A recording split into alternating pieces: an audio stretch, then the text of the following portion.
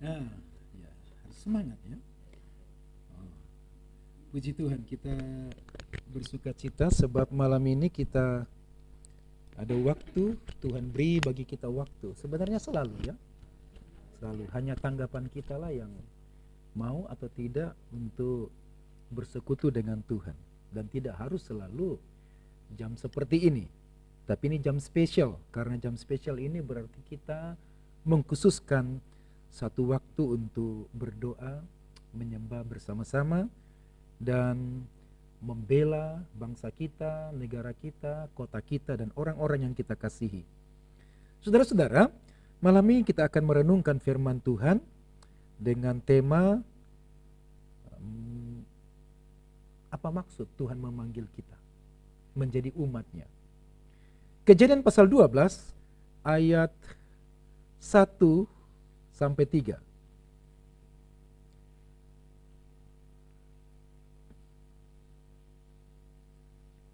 Kejadian pasal 12 ayat 1 sampai dengan 3. Sudah menemukan? Mari kita baca bersama. Demikianlah firman Tuhan. Berfirmanlah Tuhan kepada Abram, pergilah dari negerimu dan dari sana saudaramu dan dari rumah bapamu ini ke negeri akan kutunjukkan kepadamu. Aku akan membuat engkau menjadi bangsa yang besar dan memberkati engkau serta membuat namamu masyhur. Engkau akan menjadi berkat. Aku akan memberkati orang-orang yang memberkati engkau dan mengutuk orang-orang yang mengutuk engkau. Dan olehmu semua kaum di muka bumi akan mendapat berkat. Amin. Saudara-saudara, Alkitab kita menarik. Setiap cerita yang disampaikan menarik. Kata-kata yang ditulis juga menarik. Dan itu tidak sembarang asal ditulis. Kita perhatikan di sana, ada 3 hal yang Tuhan perintahkan kepada Abraham untuk ditinggalkan. Dan Tuhan menuliskan secara lengkap, detail. Apa saja itu? Yang pertama, pergilah tinggalkan negerimu. Di ayat 1. Yang kedua, tinggalkan sanak keluargamu. Yang ketiga, tinggalkan rumah bapamu. Sebenarnya ayat ini bisa cukup berkata begini, pergi tinggalkanlah semuanya. Atau pergi tinggalkanlah kehidupan lamamu.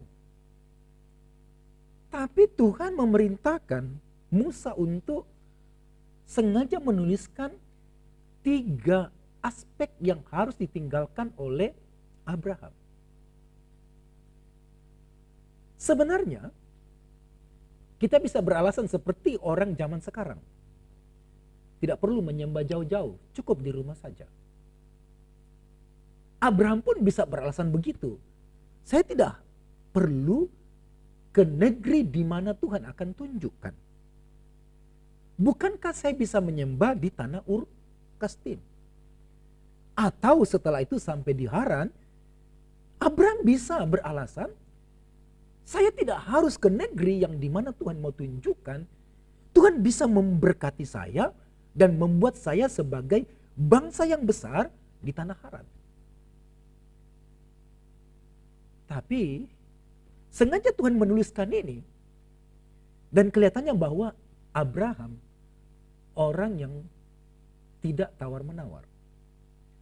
Dan beberapa kisah yang ditulis mengenai Abraham di pasal 12 ini tidak ada tawar-menawar. Setelah ayat ini langsung muncul paragraf selanjutnya, pergilah Abraham. Enggak ada tawar-menawar. Bahkan di pasal 22 ketika Tuhan memerintahkan Abraham untuk menyembelih anaknya menjadi korban sembelihan, tidak diceritakan juga Abraham tawar-menawar. Jadi ada 3 aspek yang harus ditinggalkan oleh Abraham. Apa makna 3 aspek ini? Coba kita pelajari makna dari 3 aspek yang ditinggalkan oleh Abraham. Dan apa maksud Tuhan mengapa harus meninggalkan itu? Yang pertama, kita lihat apa itu? Pergilah dari negerimu. Negeri adalah tempat kita sejak dilahirkan. Kita bertumbuh di sana, kita dididik di sana, dan mendapatkan banyak hal. Negeri itu bicara tentang kebanggaan. Coba kita lihat di TV-TV, di media, muncul kebanggaan terhadap negeri kita. Jadi negeri bicara tentang kebanggaan. Itu berarti bahwa negeri ini berbicara tentang kehidupan dunia dengan segala ambisinya. Cinta kepada uang, kekuasaan, dan kebanggaan pribadi. Itu negeri. Negeri di mana kita dilahirkan, dibesarkan dengan semua tatanan masyarakat di dalamnya yang terorganisir dan berbagai filsafat. Jadi negeri bukan sekedar kehidupan lama, tapi negeri adalah ambisi kebanggaan. Dan kita semua punya ambisi kebanggaan. Tapi apakah ambisi kebanggaan itu sesuai dengan kehendak Tuhan? Abraham punya ambisi di negerinya, kebanggaan di negerinya. Tapi Tuhan katakan, tinggalkan semuanya itu. Maka semua mimpi, harapan di negerinya pasti buyar. Dan dia harus menyusun rencana yang baru, mimpi yang baru. Di dalam Tuhan, saudara-saudara, Tuhan inginkan supaya kita dimurnikan untuk memiliki mimpi, harapan yang baru sesuai dengan kehendak Tuhan. Sekalipun harapan kita banyak dan untuk kebahagiaan kita juga Tuhan senang. Tapi biar bagaimanapun semua mimpi, semua harapan harus dikuduskan oleh Tuhan. Apakah itu sesuai atau tidak? Saudara jangan salah. Abraham dipanggil bukan menjadi pendeta. Bukan menjadi nabi. Bukan menjadi rasul. Dipanggil untuk menjadi satu bangsa yang besar. Nah, yang kedua, pergilah dari sanak keluargamu. Apa itu sanak keluarga, sanak saudara? Arti rohaninya adalah semua kekuatan-kekuatan moral yang membentuk kehidupan kita. Dalam keluarga, kita mendapatkan tradisi. Dalam keluarga, ada hubungan darah. Dan tahukah kita bahwa kemungkinan terbesar yang paling menghambat iman kita, pengiringan kita kepada Tuhan, pelayanan kita adalah hubungan darah. Ingat ada seorang yang ikut Yesus. Banyak orang ikut Yesus. Ada satu anak muda berkata, "Guru, aku pengen ikut sama kamu. Tapi izinkan aku menguburkan orang tuaku." Tapi ada ayat yang lain mengatakan bahwa izinkan aku melayani orang tuaku. Artinya orang tuanya sebenarnya belum mati. Dan dia harus melayani dulu orang tuanya sampai mati baru dia ikut Yesus. Tapi bukannya Yesus setuju dengan pemikiran anak muda itu yang mau ikut Yesus. Kelihatannya serius banget. Tapi kata Yesus, biarkanlah orang mati menguburkan orang matinya. Ikatan darah bisa menjadi penyebab terbesar kita kehilangan Tuhan. Ikatan darah bisa menjadi penyebab terbesar kita kehilangan momen untuk menyenangkan Tuhan. Dan ikatan terbesar, ikatan darah itu adalah ikatan terbesar yang membuat kita kehilangan potensi untuk memuliakan Tuhan. Dan kata Tuhan, tinggalkanlah sanak keluarga. Sanak keluarga juga bicara tentang tradisi. Ada tradisi-tradisi yang dikembangkan di sana. Saya nggak tahu apakah masih ada tradisi yang kita pelihara yang bisa menjadi hambatan untuk ikut Tuhan. Misalnya ada seremoni khusus. Kalau ulang tahun, kita harus free semuanya.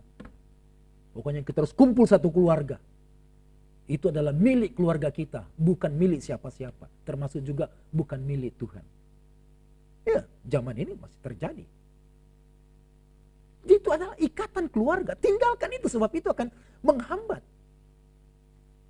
Dan Abraham dibesarkan di Ur Kasdim, keluarganya begitu besar.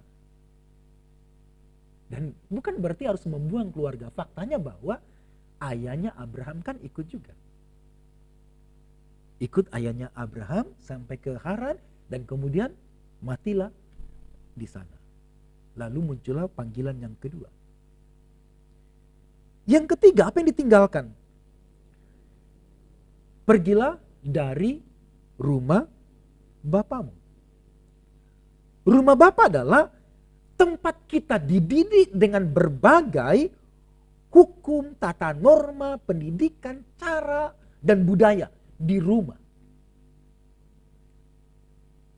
Ini beda antara keluarga dengan rumah bapa, bukan rumah ibu. Karena perjanjian lama itu adalah patrilinear. Pendidikan diturunkan dari bapak dan juga kerjasama dengan ibu. Tapi otoritas tertinggi adalah bapak. Sehingga anak-anak yang lahir juga mewarisi nama dari bapak. Jadi rumah adalah tempat yang paling dekat dengan kita. Anak-anak tempat perlindungannya adalah rumah. Jadi rumah adalah berarti tempat pendidikan. Rumah berarti tempat perlindungan. Rumah adalah tempat bergantung sepenuhnya. Dan Tuhan katakan kepada Abraham, tinggalkan. Bagaimana kamu dididik di rumahmu dulu, tinggalkan. Pendidikan yang mudah putus asa, pendidikan yang mudah kecewa, pendidikan yang gampang marah, pendidikan yang keras, itu bertentangan, tinggalkan. Di rumah Bapak ini adalah berbagai pendidikan-pendidikan yang tidak sesuai dengan firman Tuhan. Tinggalkan itu. Sebab itu akan menjadi penghambat terbesar untuk mengalami Tuhan. Jadi Tuhan memanggil Abraham supaya mengalami kebesaran Tuhan, mengalami kehebatan Tuhan. Rumah adalah tempat kita bergantung. Dan kata Tuhan, tinggalkan. Jadi mengapa Tuhan memerintahkan 3 aspek ini supaya Abraham hanya bergantung kepada Tuhan saja. Tidak bergantung pada mimpi-mimpinya yang lama. Tidak bergantung kepada pertalian keluarga atau semua norma yang ada, kebiasaan yang ada, budaya yang ada. Harus berani. Beberapa orang dari suku-suku tertentu itu tidak berani melanggar adatnya, budayanya sampai hidup dalam dosa. Kumpul satu rumah, lalu punya anak, sekalipun sudah dilayani, diminta diberkati, tidak berani. Kenapa? Karena ikatan budaya begitu kuat. Apalagi ada mahar di sana, dimintain mahar segini, tidak mampu, entah sampai berapa tahun mampu. Tapi juga tidak berani melangkah untuk diberkati di gereja. Tidak berani melangkah untuk memutuskan norma budaya yang bertentangan dengan sanak keluarganya ini. Tidak berani. Jadi menjadi seorang bukan cuma pelayan Tuhan, menjadi umat yang mengalami pemulihan, dipulihkan hidupnya, harus berani meninggalkan 3 aspek ini. Oh, Abraham jatuh bangun juga berkali-kali. Dia ikut Tuhan berkali-kali. Disebutkan paling tidak 2 kali dia mengalami kelaparan. Padahal di ayat 2 berkata, aku akan memberkati engkau. Ayat 3 diulang lagi, aku memberkati engkau. Diulang, aku memberkati engkau. Tapi faktanya 2 kali dia mengalami kelaparan yang hebat. Dan karena kelaparan yang hebat itulah, 2 kali dia juga menjual istrinya.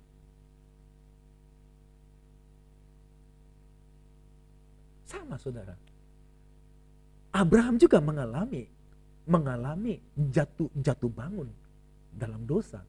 Dan juga mengalami jatuh bangun di dalam tanda kutip. Dia pun mungkin berpikir, benar gak Tuhan berkati saya? Saya sudah meninggalkan ini. Mungkin kalau saya masih di negeriku, masih ada keluarga yang bisa menolong saya. Masih ada sanak keluarga yang bisa kasih beras, ya paling tidak satu karung, ya habis panen mungkin 25 kilo atau 10 kilo lah. 1 bulan, saya masih bisa hidup. Tapi Tuhan bilang, tinggalkan semua negerimu, sanak keluargamu, dan juga rumah bapamu. Tempat perlindunganmu, tinggalkan semuanya itu. Aku akan berurusan denganmu. Saudara-saudara, menjadi Kristen berarti kita akan berurusan secara pribadi dengan Tuhan. Dan Tuhan akan berurusan dengan kita karena Dia memanggil kita. Amin.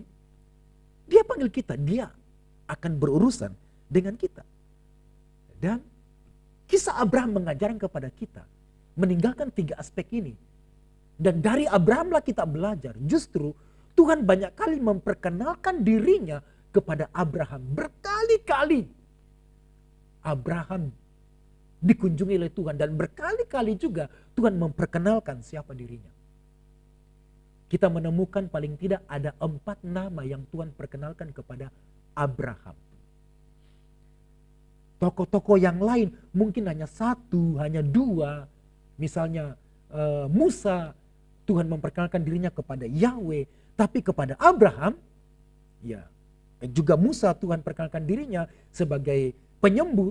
Nah, kepada Abraham ada 4 nama yang kita temukan di dalam kitab Kejadian. Apa saja itu? Yang pertama adalah Tuhan memperkenalkan dengan nama El Shaddai. Kejadian pasal 17 ayat 1. Kita bisa buka itu. Kejadian 17 ayat 1. Bunyinya adalah, ketika Abram berumur 99 tahun, Tuhan menampakkan diri kepada Abram dan berkata kepadanya, "Aku Allah yang Maha Kuasa. Hiduplah di hadapanku tanpa bercela." Akulah Allah yang Maha Kuasa. Kata Allah Maha Kuasa dalam tulisan aslinya adalah El Shaddai. Dalam bahasa Indonesianya ditulis Allah Maha Kuasa. Maha Kuasa oleh karena tidak mungkin lagi bagi seorang Abraham berumur 99 tahun untuk punya anak. Dan istrinya berumur 89 tahun. Masalahnya ada 2 bagi istrinya. Yang pertama, dia mandul. Sejak menikah atau sejak gadis mandul. Dan yang kedua, umur 89 tahun sudah mati haid. Sudah tidak mungkin lagi. Kalaupun dioperasi, diganti kandungannya, diberi sel telur, namanya sudah mati. Tidak mungkin. Dan Tuhan memperkenalkan dirinya sebagai Maha Kuasa. Maha Kuasa itu berarti dia pencipta. Tak ada yang mustahil baginya. Saudara-saudara, disuruh meninggalkan 3 hal ini karena Allah yang memanggil kita adalah El Shaddai yang Maha Kuasa. Tak ada yang mustahil baginya. Cukup lama, 25 tahun Abraham menunggu putra. Apalagi kalau janji Tuhan, aku akan memberkati engkau dan kamu menjadi bangsa yang besar. Jangankan bangsa yang besar, punya anak 1 saja tidak bisa. Tapi dia berkata, akulah El Shaddai. Yang kedua, kita menemukan nama yang Tuhan perkenalkan kepada Abraham adalah El Jireh. Allah yang menyediakan. Di dalam Kejadian pasal 22 ayat 14. Waktu itu anaknya Abraham, Ishak, bertanya kepada ayahnya. Dia sedang mengangkat kayu bakar dan si anak bertanya, ada kayu bakarnya, ada obornya yang papa bawa, terus korbannya mana? Mungkin mendengar pertanyaan itu hati Abraham sedih, hancur. Dia bisa jujur, korbannya kamu. Tapi urapan Tuhan di mulutnya, dia tidak mengucapkan, kamulah korban yang sebenarnya. Mungkin Ishak tidak siap mendengar, dia buang kayunya dan dia berlari. Tapi perkataan yang diurapi keluar dari iman Abraham, dan Abraham berkata, korbannya Tuhan yang akan menyediakan.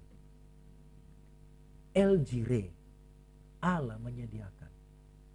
Dan kemudian dia mengalami perjumpaan mujizat. Untuk kedua kalinya mujizat dia dapat. Ishak dilahirkan mujizat. Dan istrinya juga masih hidup selamat. Dan juga dia lihat mujizat, ada domba. Tadi dia lewati tempat itu. Dia tidak melihat, tidak mendengar suara domba berteriak yang tersangkut semak belukar. Itulah perkataan iman. Dan iman ditumbuhkan. Tuhan yang menyediakan. Saudara-saudaraku, meninggalkan 3 aspek ini supaya mengalami kebesaran Tuhan, kehebatan Tuhan. El Jireh, Allah yang menyediakan. Amin. Biarlah kita punya pengalaman juga. Allah yang menyediakan dalam kesulitan kita. Allah yang menyediakan dalam pergumulan yang betul-betul merasa kosong. Allah yang menyediakan. Tuhan tidak rela Abraham membunuh anaknya, dipersembahkan kepada Tuhan. Allah menyediakan. Kiranya Tuhan juga menyediakan apa yang kita butuhkan. Selama kita bersedia untuk mengorbankan apa yang Tuhan kehendaki dalam hidup kita. Amin. Yang ketiga, nama yang ketiga kita jumpai untuk pertama kalinya ditulis kata Adonai di dalam Kejadian 15 ayat 2. Kejadian 15 ayat 2.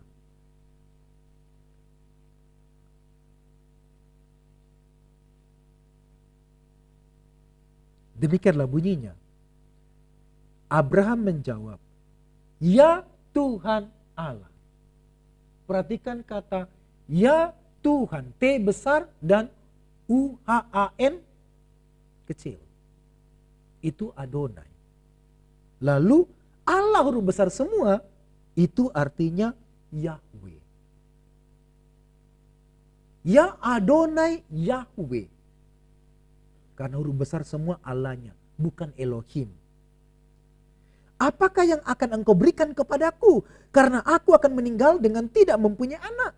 Dan yang akan mewarisi rumahku ialah Eliezer orang Damsik itu. Manajer di rumahnya, pembantu manajer. Aku mati tidak punya anak. Dan dia menyebut Yahweh sebagai Adonai, sebagai Tuhan, sebagai majikan. Sebagai majikan. Majikan yang betul adalah yang memperhatikan kebutuhan pekerjanya, hamba-hambanya, anak buahnya. Itu majikan yang betul. Dan Abraham memanggil Yahweh sebagai Adonai, Tuhan. Adonai itu artinya memiliki sejumlah budak atau banyak budak. Adonai juga berarti penguasa. Tapi Adonai juga berarti dia yang memperhatikan kebutuhan hamba-hambanya atau budak-budaknya. Makanya dia bertanya, apa yang kau berikan kepadaku? Aku akan mati tanpa anak. Aku akan memberikan. Adonai, Tuhan itu adalah yang memberi warisan. Yang memberi harta. Yang memberi berkat. Adonai. Jadi disuruh meninggalkan 3 aspek. Karena Tuhan akan buat berkat-berkat bagi Abraham. Yang keempat. Nama yang keempat.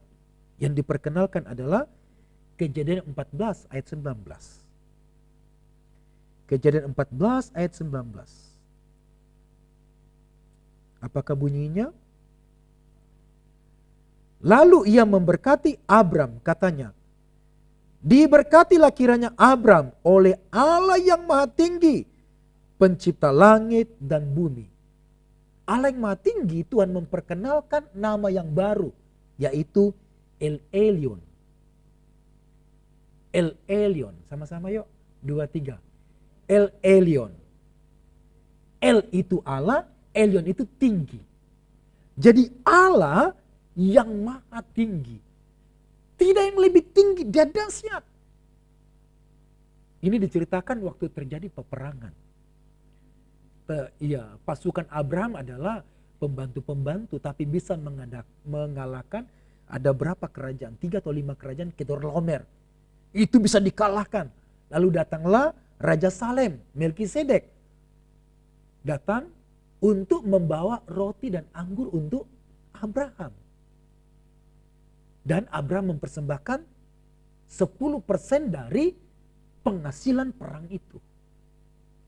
Jadi muncullah istilah 1/10, persembahan 1/10.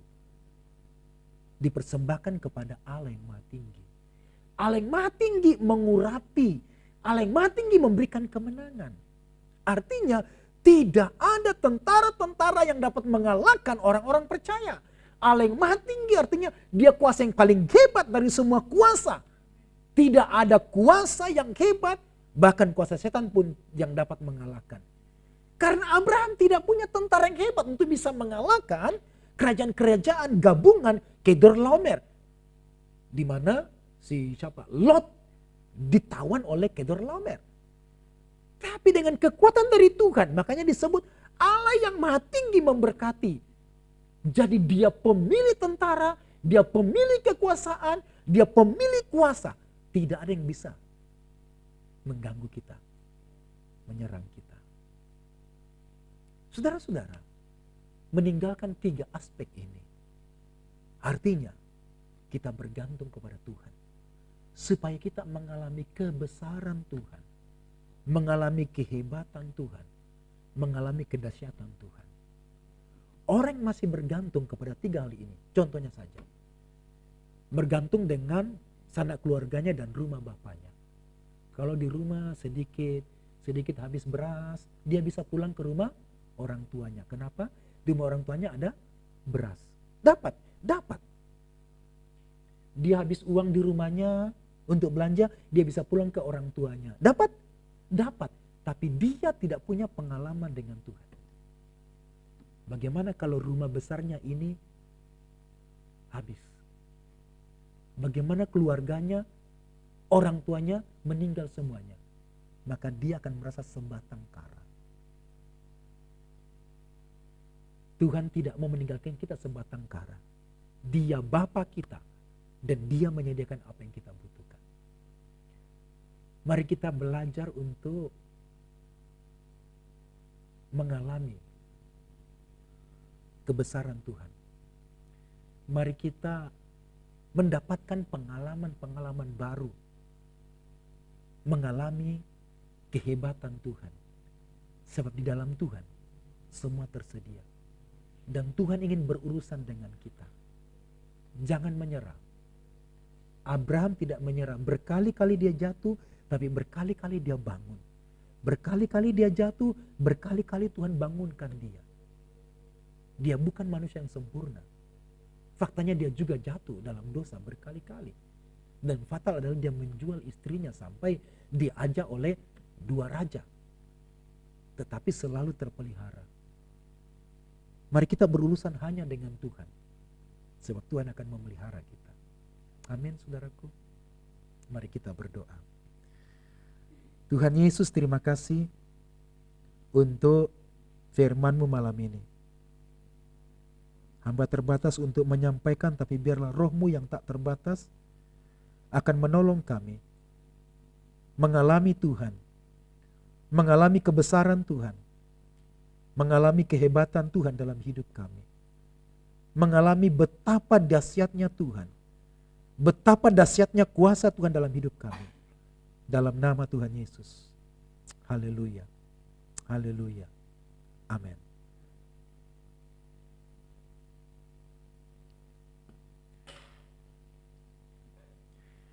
Baik, Siapa yang pimpin doa?